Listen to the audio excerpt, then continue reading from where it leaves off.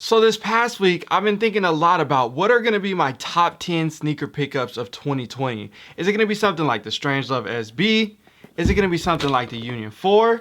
Or could it even be the Grinch? I don't know. I'm worried about the 10 shoes that I didn't get. Today I'm gonna be talking about the 10 sneakers that I didn't get in my collection, the ones that I wish I would have copped in 2020. I know you got those same problems too. We all have them, right? Come on, let's talk about it.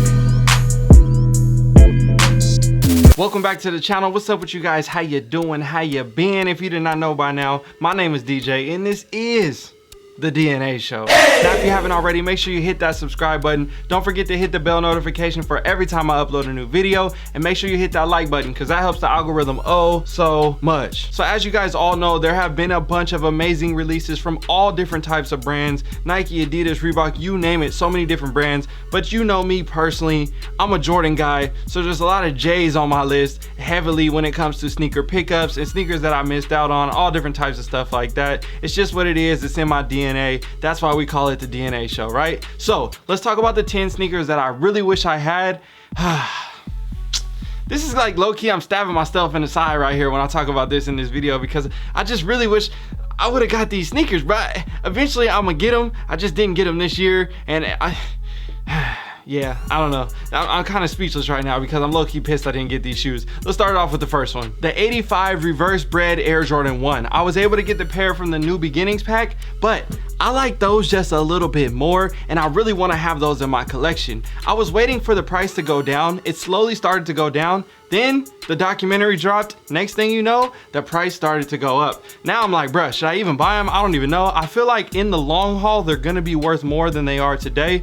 But at the same time, I just don't want to spend that much money for that shoe. So hopefully I can find a trade or something like that. But I really want to have that sneaker in my collection. Next up is the Safari SB Dunk Low. Bruh, oh my gosh, those are so clean. I need those in my collection. Great rotation sneaker. Price is solid right now, but again, I don't want to spend too much money. SBs you could get for $100. So I'm the type of person, when it comes to SBs especially, if I can't get them for retail at that price point or for a great deal, I'm probably just gonna not end up buying them because there's so many cool dunks that's coming out. It's okay if I miss out on some, and that was that type of situation on that shoe. Now, there's a couple other SBs on my list that I'm willing to spend just a little bit more money for, and we'll talk about those in a second. But that Safari SB Dunk Low, bruh, those are clean. If you got those in your collection right now, yeah, you got a great shoe. Next up is the Travis Scott SB Dunk Low. Again, I need those in my collection. I'm willing to spend just a little bit more money for those. The price is kind of lingering right now, but it's getting close to 2K.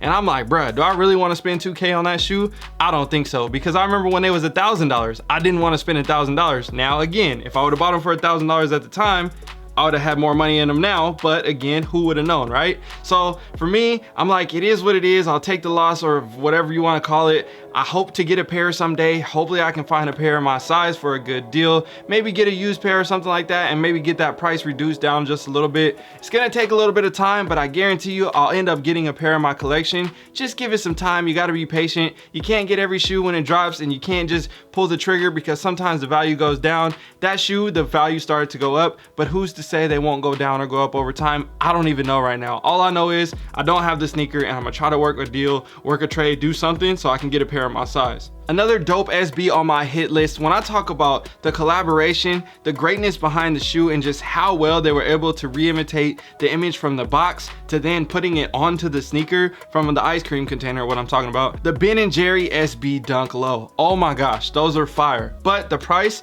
I just don't see it being worth that much in my eyes, so I couldn't see myself buying them unless I got them for retail or for a great deal. I missed out on the shoe. It's okay. I would love to have those in my sneaker collection. They would definitely end up in my top 10 just for the uniqueness and how well they executed the collaboration alone. I really love that sneaker. Obviously, yes, we know the sneaker is very hyped and all those other factors, but for me personally, I just love the design aspect behind the sneaker and how well they executed the entire promotion and everything behind it. Next up is another one that just came out not that long ago. Bruh, I thought I was gonna get a pair. I ended up not hitting. It's okay. I understand. The price is starting to go down, which is cool. So don't be surprised if you see me picking up a pair over the next month or two, and that is the J Balvin Air Jordan Jordan 1. I really like this shoe. I know there's a lot of mixed emotions about it, but again, like I always tell everybody, buy what you like. This almost looks like something like a Dornbecker inspiration type design, something that's very unique and very different, similar to like the Booper Air Jordan 1. It's a wild sneaker and I understand that, but I really like the uniqueness behind it, the design elements, and how they were able to push the limits. And bruh, the box is dope. Now this next shoe right here, I knew there was a high percent chance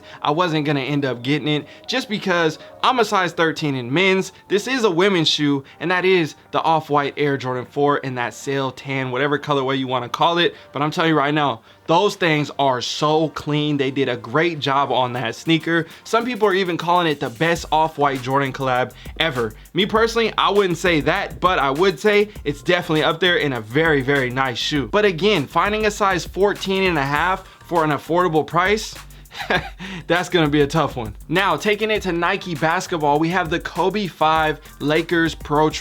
When I seen them drop this colorway, I seen players rocking it on the court in the bubble. Bruh, I seen this shoe and I was like, I have to have these. The colorway is so fire. I had seen a bunch of colorways dropping over the past few months, you know, all these different limited releases and everything like that, but that one in particular is my favorite one out of all the colorways that are recently released. Another dope basketball sneaker that I really wish I would have gotten is the Media Day LeBron 7. Bro, those are so clean. The mismatch vibes, oh my gosh. I know they took inspiration from other shoes to do that, but at the end of the day, the LeBron 7 is already an amazing sneaker. LeBron James. The Lakers colorway on it with the yellow and the purple, bruh, I really tried to get those on Sneakers app. I took the L, my homies took the L. It's okay, I understand, but I do plan to get those someday, somehow for a good price. They're at a decent price right now, but I definitely don't want to spend the resale value of that sneaker. I like to always get all my sneakers, honestly, for under market value, because that's the whole point of it, right? You don't want to spend resale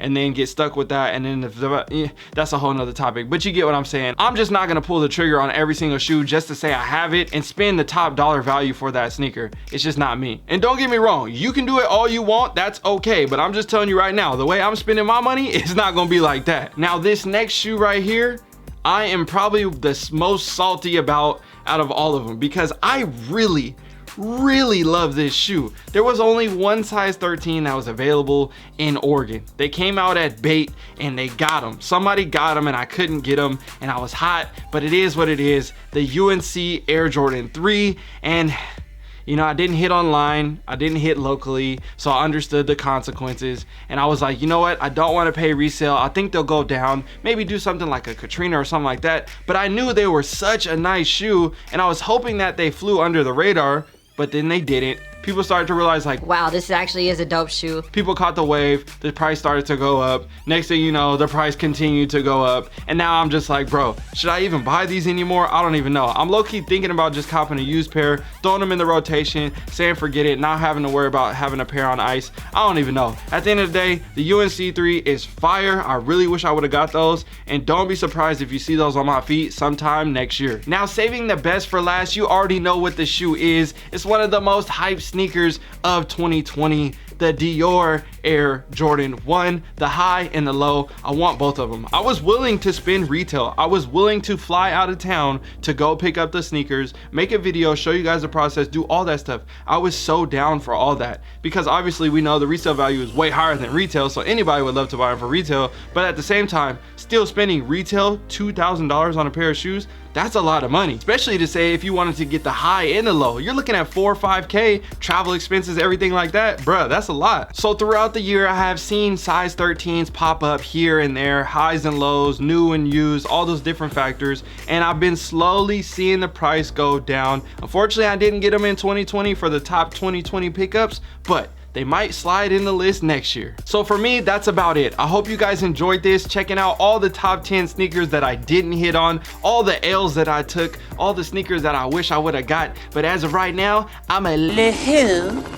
her. So let me know what your biggest L's are down below in the comment section. I took a poll on IG just to see what everybody else said. A lot of people just said they took L's on everything, and I heard a lot of people talk about Unions and Off-Whites and Mochas and different stuff like that. So I understand a lot of people took L's, a lot of people got W's. What are the sneakers that you are looking to get in 2020 that you didn't get? Hopefully you can cop them next year. I'm wishing you guys all luck so that you can find a great pair on a resale value or under market value or whatever it may be, so you can add them to your collection. Just like I'm on the hunt for sneakers, I know you guys are on the hunt for sneakers as well. I appreciate you guys for tuning in. As always, stay tuned. Top 10 video coming soon. Bruh, next week's gonna be fire. I got some good stuff for you guys. All right, I'm out.